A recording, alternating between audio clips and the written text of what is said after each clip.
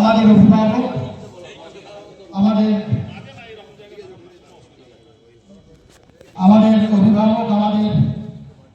Honourable respected district জাজ সাহেব এসছেন, আমাদের আরো থার্ড এডিজে সাহেব মনোজ কুমার রায় মহাশয় রয়েছেন, আমাদের সিজিএম সাহেব, সাজ্জাদ সাহেব, আমাদের রেজিস্ট্রার ম্যাডাম, ডিএলএসএ ম্যাডাম, সবার উপস্থিতিতে এবং আমাদের স্টাফেরা যারা আছেন, যারা ল ক্লাস সম্মানীয় অ্যাডভোকেটস যারা আছেন এবং পুলিশ প্রশাসনের যে সমস্ত ব্যক্তিত্ব আছেন, তাদের সকলের উপস্থিতিতে প্রত্যেককে আমাদের আদালতের পক্ষ থেকে যথাযথ জায়গায় সম্মান প্রদর্শন করে আমরা পতাকা উত্তোলন শুরু করছি। ৭৭তম প্রজাতন্ত্র দিবসে পতাকা উত্তোলন করবেন আমাদের অভিভাবক এবং আমাদের আরেকজন অভিভাবক, আমাদের রেসপেক্টেড ডিস্ট্রিক্ট জাজ, সঙ্গে রয়েছেন আমাদের সিনিয়র এডিজি সাহেব, আমাদের প্রত্যেকের প্রিয় রেসপেক্টেড মনোজ কুমার রায় মহাশয়। আমি ওনাদেরকে পতাকা উত্তোলনের জন্য ওখানে আহ্বান করছি। আর সেই সঙ্গে পতাকা উত্তোলনের সাথে সাথে নীলাঞ্জন গাইবে তার মাউথ অর্গানের সাহায্যে আমাদের জাতীয় সঙ্গীত।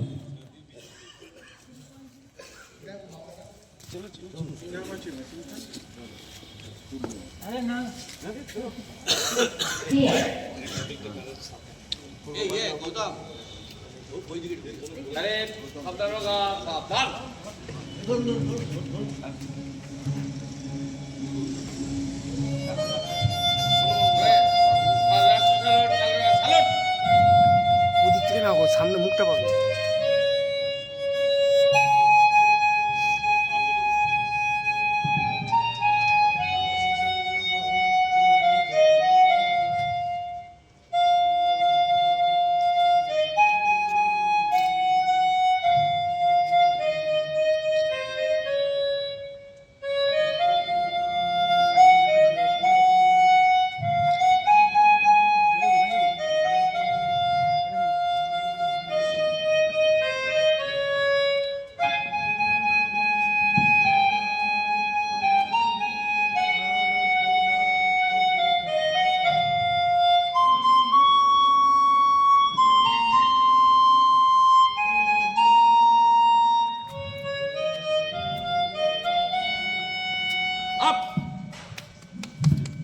বন্দে মাতরম, वंदे मातरम, বন্দে মাতরম, वंदे मातरम, বন্দে মাতরম। वंदे मातरम।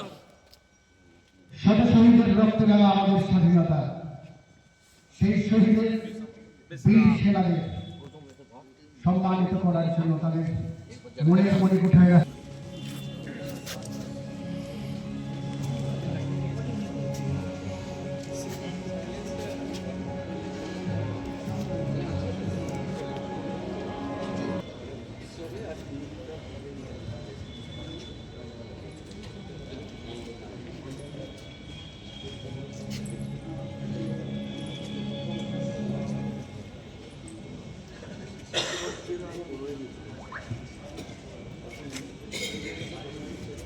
ল ক্লাস অ্যাসোসিয়েশনের পক্ষ থেকে মাননীয় শিশির কুমার ছেলে এবং প্রভার মিত্র সাহেবকে অনুরোধ করছি আপনারা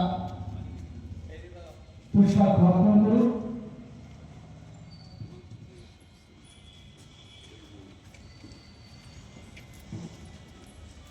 আমরা হৃদয়ের অন্তঃস্থল থেকে প্রত্যেকেই পুষ্পস্তবক বীর শহীদদের।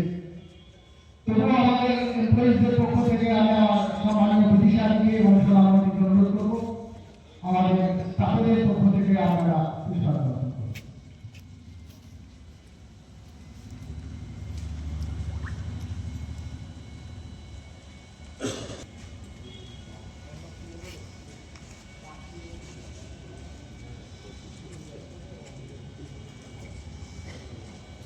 চাকরির ছুটির পর একটা ছোট্ট অনুষ্ঠান, আমরা জানি সবাই ব্যস্ত, তাই আমরা আসুন সমবেত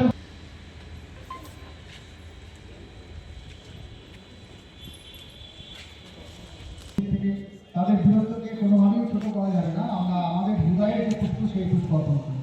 আমরা বক্তব্য শুনবো, তার আগে দেখে নেব ছোট্ট সুবর্ণা কোনারকে, সুবর্ণা কি স্বস্তিক কোনার, স্বস্তিক কোনারকে।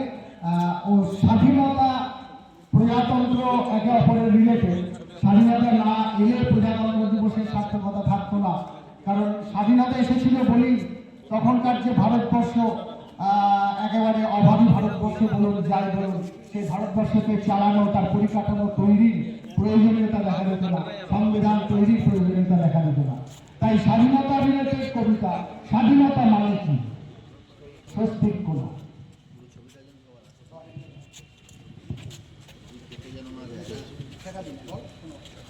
নমস্কার।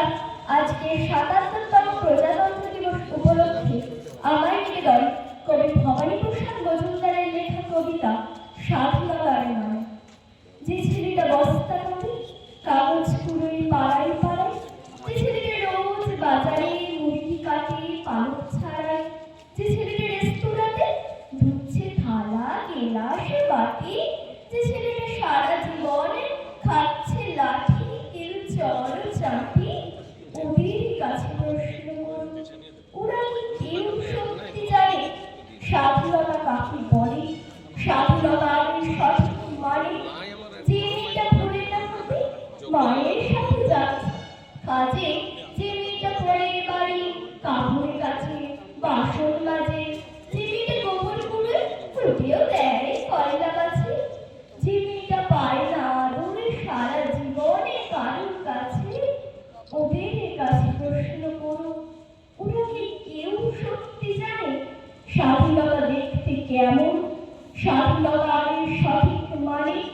যে ছেলেটা রাস্তাঘাটে করছে পালিশ পরের জুতো, যে ছেলেটা ট্রেনের হকার খাচ্ছে রোজ লোকের কুতো, লজেস খাওয়ার বয়স যাদের করছে তারাই লজেস ফেরি, যাদের বুকে সূর্য ওঠা গোলাপ ফোটার অনেক দিন, ওদের কাছে প্রশ্ন করুন, ওরা কি কেউ সত্যি জানে স্বাধীনতা জিনিসটা কি, স্বাধীনতার সঠিক মানে?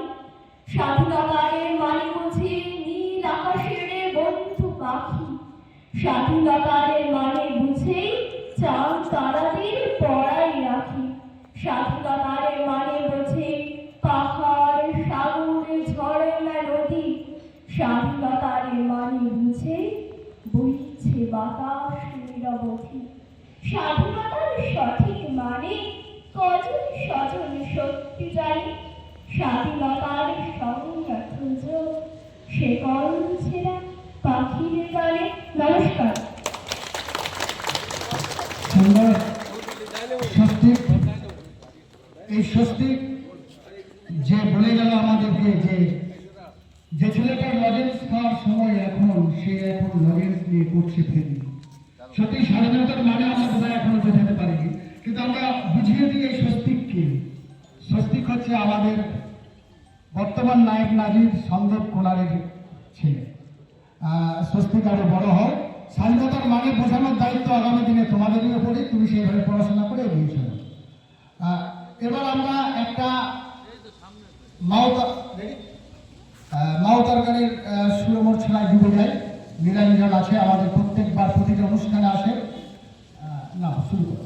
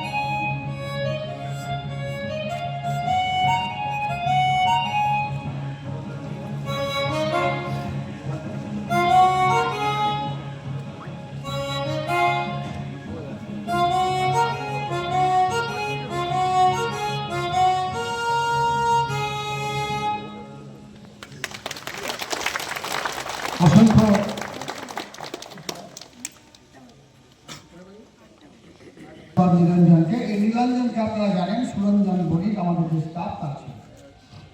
আমরা বাঙালিরা বিশেষ করে, বেশিরভাগ বাঙালি বলবো না, প্রায় সব বাঙালি বিশ্বাস করি একজন ব্যক্তি না থাকলে ভারতের স্বাধীনতা হয়তো আসতো না। যদিও সেইভাবে তিনি প্রতিষ্ঠিত কিনা তার নাম আমরা জানি না, বিতর্কিত বিষয়। আমরা এখনো মহাত্মা গান্ধী বা অন্যান্য নেতৃত্বের যেরকম তাদের নিজস্ব অবদান কৃতিত্ব নিশ্চিত আছে, তারা মনীষী, তাদের এই নমস্য, সেই প্রচারের জায়গায় তিনি নেই। সেই আমার প্রিয় নেতাজি সুভাষচন্দ্র বোস, যিনি না থাকলে বাঙালি বিশ্বাস করে না ভারতের স্বাধীনতা। তা আসুন আমরা একটু নেতাজিকে স্মরণ করে নিই। আমি সায়নীকে ডেকে নিচ্ছি তার কথার মাধ্যমে, কবিতার মাধ্যমে একটু নেতাজিকে স্মরণ করে।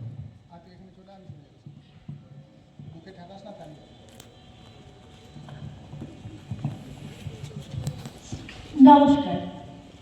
কবি শুভ্রা ঘোষের লেখা প্রিয় নেতাজি আমার আজকের নিবেদন।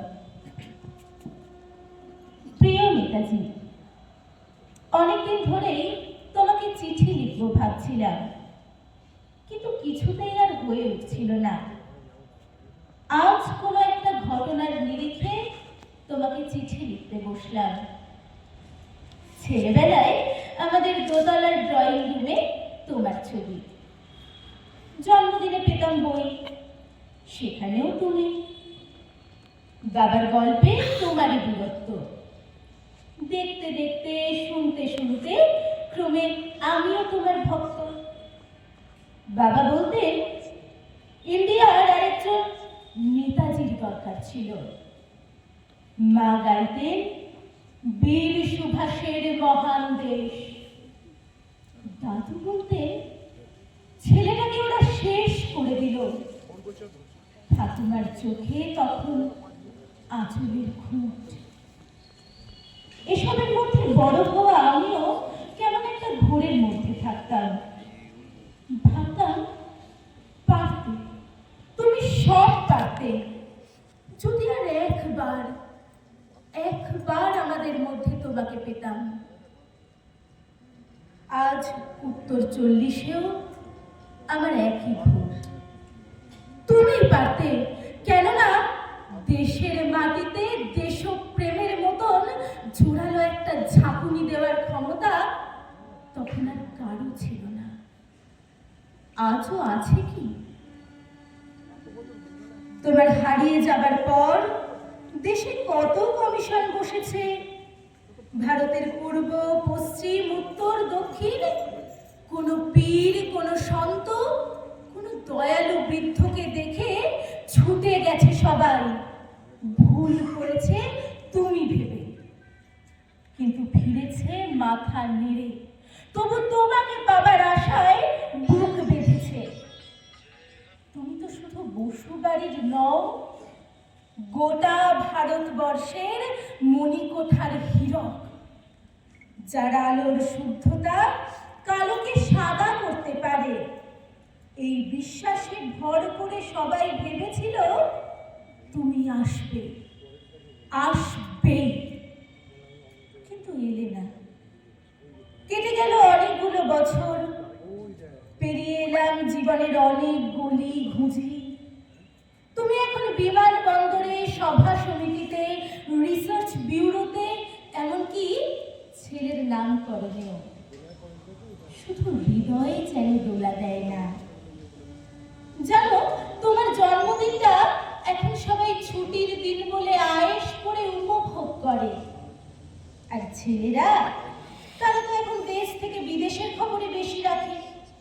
আর মেয়েরা, তারাও স্বাধীনতার ভেলায় চড়ে হতচকিত। শুধু মাটি টাকাতে সেই কান্না যেন ভূমিকম্প, খরা, এল নিনো, বন্যা হয়ে চারিদিক ভাসিয়ে দেয়। এখনো অভিমান করে শুয়ে থাকবে রেলকোচিতে? আজ যখন ঘাড়ের ওপরে AK-47 এর নিঃশ্বাস, রক্তের ঘড়ি খেলা ধর্মের জিগিরে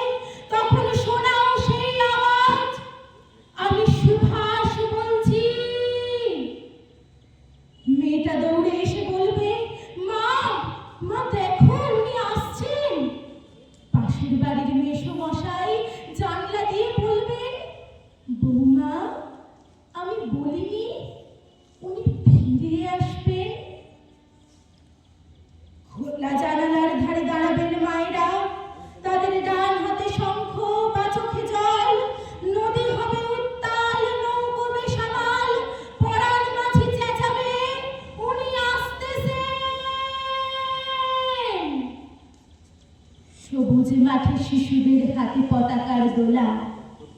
উনি আসছেন, উনি আসছেন, উনি ফিরে আসছেন। তোমার হারিয়ে যাওয়া জন্মদিনের ভেতর থেকে উঠে আসুক আর একটাতে এসে। আজ স্বাধীনতার ঠিক আগের মুহূর্তে দাঁড়িয়ে তোমাকে আমার এই চিঠি। প্রণাম নিও, ভালো থেকো নেতাজি, প্রণাম নিও। নমস্কার। আমরা ধন্যবাদ সাহেবকে ভালো একটা কবিতা শোনানোর জন্য। আচ্ছা, আমার ল ক্লাস ভাই বোনেরা আছে, প্রত্যেকবারই কিছু পারফর্ম করার জন্য আমাকে রিকোয়েস্ট করে, সময় সংকীর্ণতার জন্য এক একজনকে সুযোগ দিই, তারপর আর পাই না। আপনারা যদি কেউ চান আসতে পারেন, আজকে আসুন, ঠিক আছে। এই অনুষ্ঠানে অ্যাডভোকেটস ল ক্লাস অলওয়েজ ওয়েলকাম। আপনারা আমাদের কানে জাস্ট অনুষ্ঠানের আগে একটু বলে দেবেন, আমি এই পারফর্ম করব, কোনো চাপ নেই। আচ্ছা, তাহলে আমরা বক্তব্য শুনে নেবো না? তোর গানটা মালখানটাকে শুনবো, তোরটাকে শুনবো, তুই টেনশন আনিস। ঠিক আছে, ওর কাছে লাস্ট সঙ্গীতটা শুনে নিই। তুই নিজে ধরলে ভালো হয় বলছে না?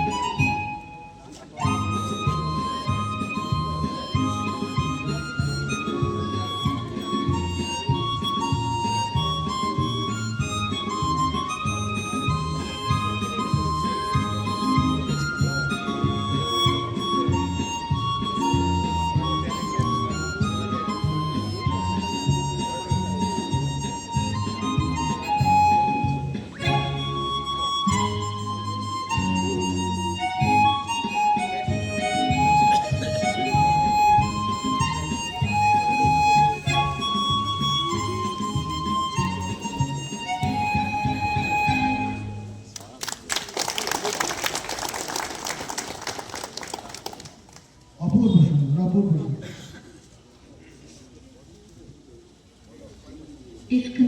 আমরা আচ্ছা, অ্যাডভোকেটস এর পক্ষ থেকে যদি কেউ কিছু বলেন, বক্তব্য আসলে ল ক্লার্কস এর পক্ষ থেকে কেউ দু চার কথা খুব সংক্ষেপে না, তাহলে আমরা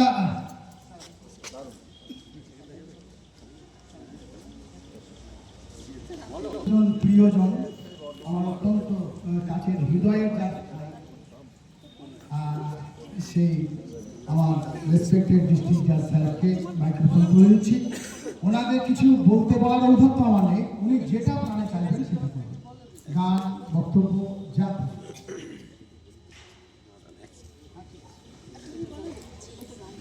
এই ফাঁকে একটা কথা বলে দিই, আপনারা অনুষ্ঠানটা হয়ে গেলে চলে যাবেন না। আমাদের এখানে একটা ছোট টিফিনের ব্যবস্থা আছে, জজ সাহেবের পরিণতি হয়েছে, উনি করেছেন, ওটা খেয়ে যাবেন। আর স্টাফেরা কেউ যাবেন না, আমাদের আজকে ঠাকুরের ভাসান হবে মাসের সাথে। এরপর স্যারের হাতে মাইক্রোফোন তুলুন। নমস্কার। আজকে অনেক অ্যাটেন্ডেন্স কম আছে, লয়ারদের থেকে কেউ আসেননি, খুব কম অ্যাটেন্ডেন্স বলে খারাপ লাগছে।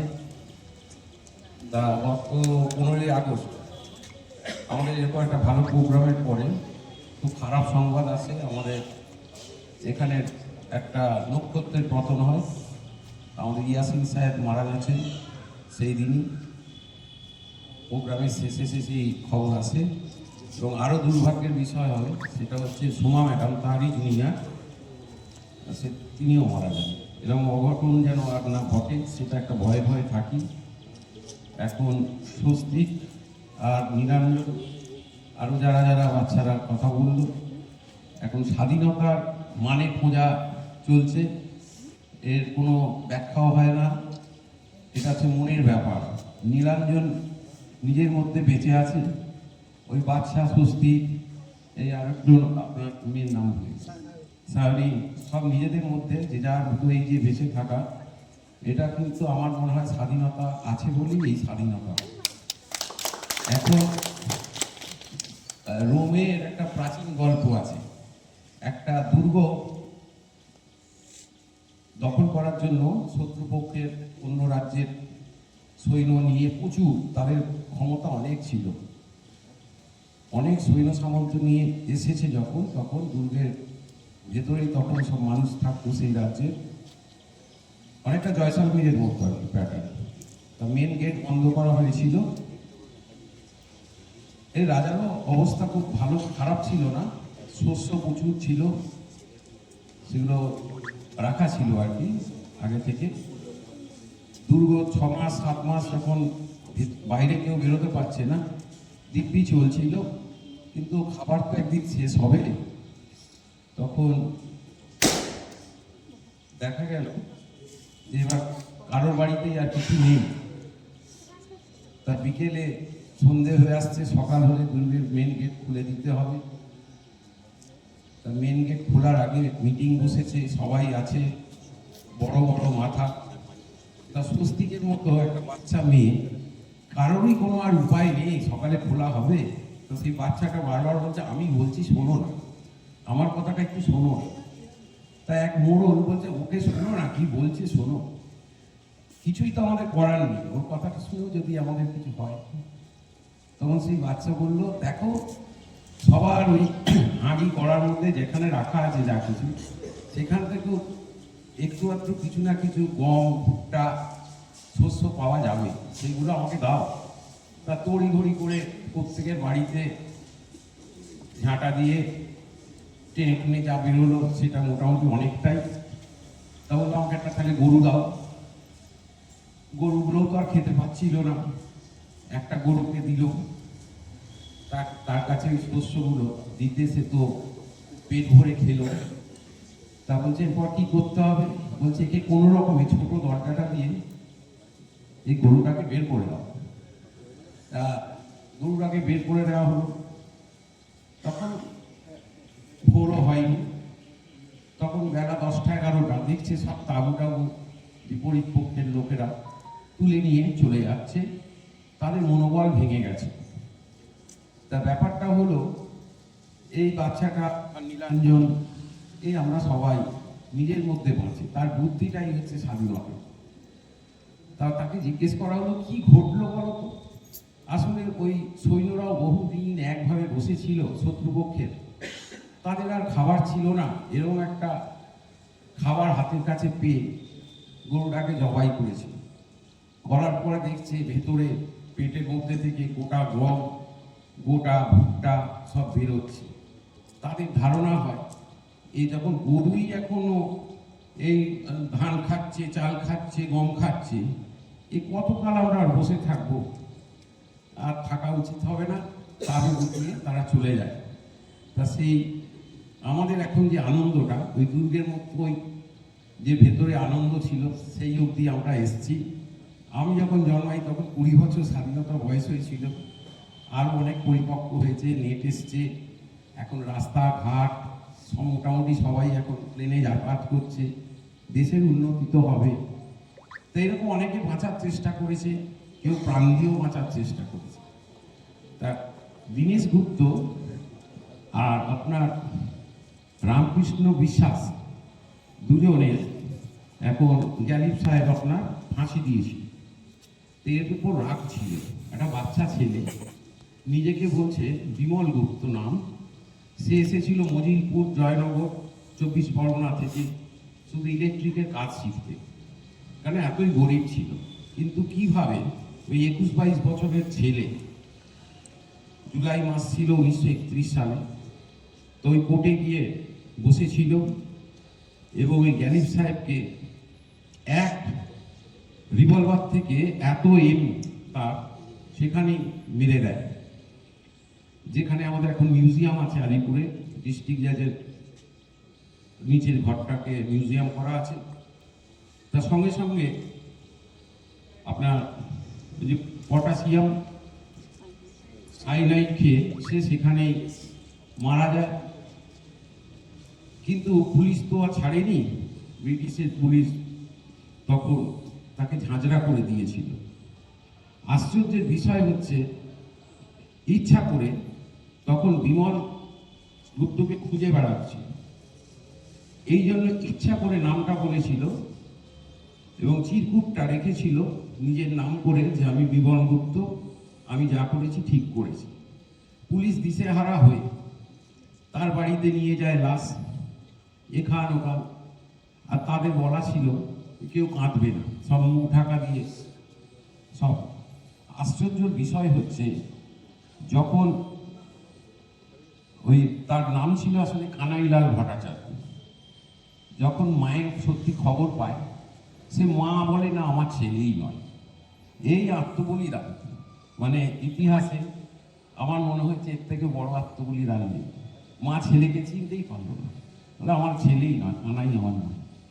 এটা বিমল গুপ্ত। তা বিমল গুপ্তকে লাস্টে আমি জানি না কি হয়েছিল, আরও আছে কানাইয়ের গল্পই শেষ হবে না, কত কানাইয়ের প্রাণ গেছে। তা কানাইলাল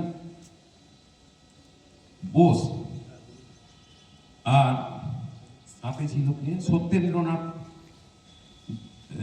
ঘোষ, এরা দুজনে বোধহয় নামটা আমার সাবনেমটা ভুল হচ্ছে, এদেরও একই ব্যাপার হয়েছিল। তখন আলিপুর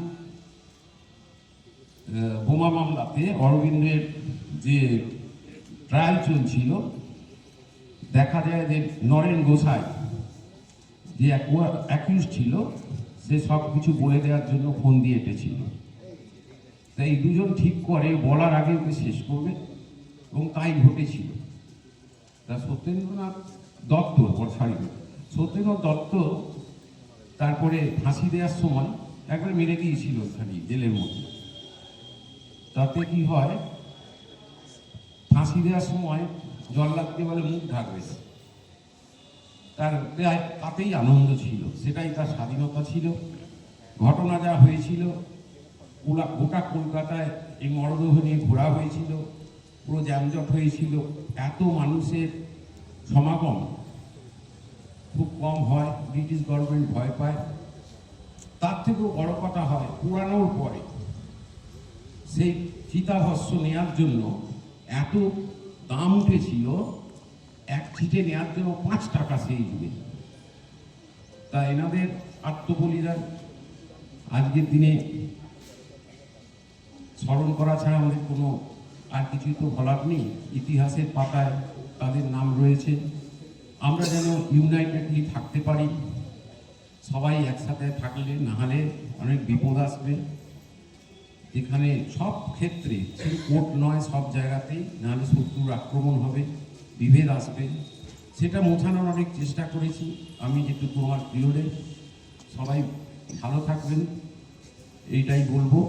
যেহেতু নীলাঞ্জন একটা গান গেয়েছে, দুটো আমাদের করেছে, আমি একটা চেষ্টা করবো সায়ন্তনীর জায়গাটা নেয়ার, হবে না তবু বেগার চেষ্টা করি একটু। এটা রবীন্দ্রনাথেরই গান দিয়ে শেষ করছি। পাতার ভেলা ভাষাই ভাষাই নীরে, পাতার ভেলা ভাষাই পিছল পানে চাইনে চাইনে ফিরে, পাতার ভেলা ভাষাই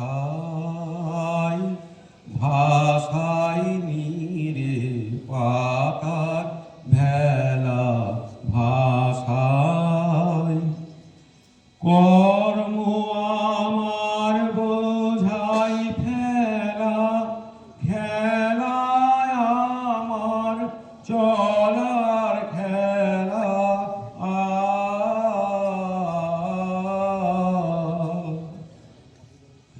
কর্ম আমার বোঝাই ফেলা, খেলায় আমার চলার খেলা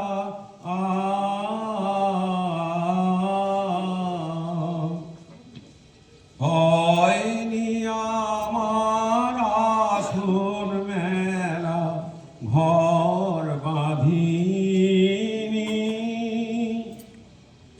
স্রোতের তীরে, পাতার ভেলা ভাষাই ভাষাই নীরে, পাতার ভেলা ভাষাই বাঁধন যখন বাঁধতে আসে,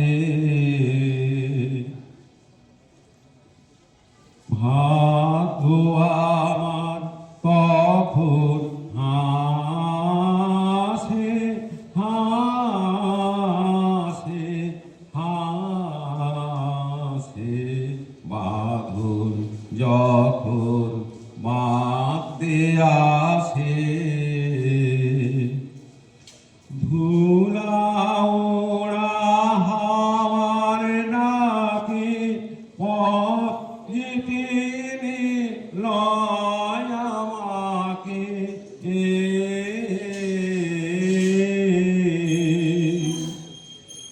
নতুন নতুন মাকে মাকে গান দিয়ে যায়, ধরিত্রীরে পাতার ভেলা ভাষাই ভাষাই নীরে, পাতার ভেলা ভাষাই। সবাই ভালো থাকে।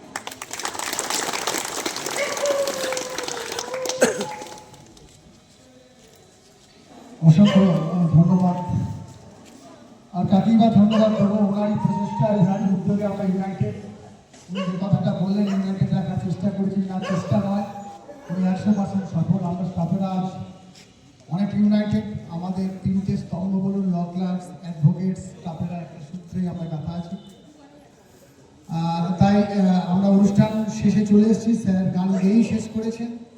তবুও আমায় ডিস্ট্রিক্ট জজ সিভিল কোর্টের পক্ষ থেকে প্রত্যেকে আরেকবার আজকের এই পুণ্যলগ্নে সম্মান, ধন্যবাদ, আশীর্বাদ জানিয়ে আমরা অনুষ্ঠান শেষ করব। যেহেতু জাতীয় সঙ্গীত দিয়ে শেষ করতে হয়, আমি দিদিখানিকে দেখে নিচ্ছি একটু জাতীয় সঙ্গীতে সবাই গাইবে, আপনাদের স্টার্ট হবে বা যারা গান জানেন একটু আসতে পারেন। আমি জানি না কি কি গান জানেন, এখানে আসতে পারেন। জাতীয় সঙ্গীত গান কিছু না।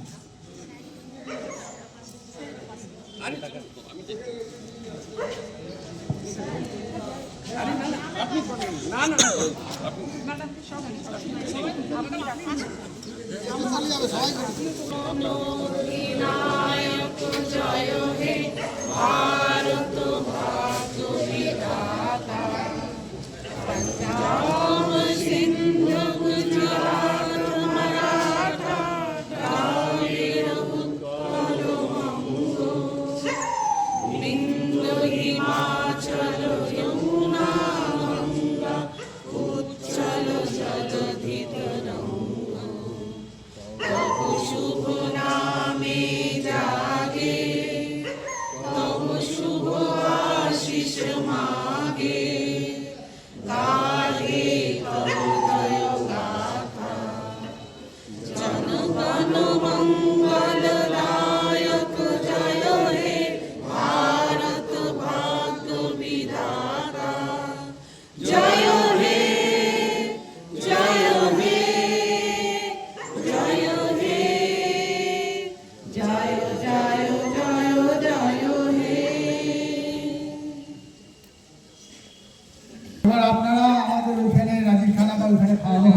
ব্রেকফাস্টটা করে স্যারের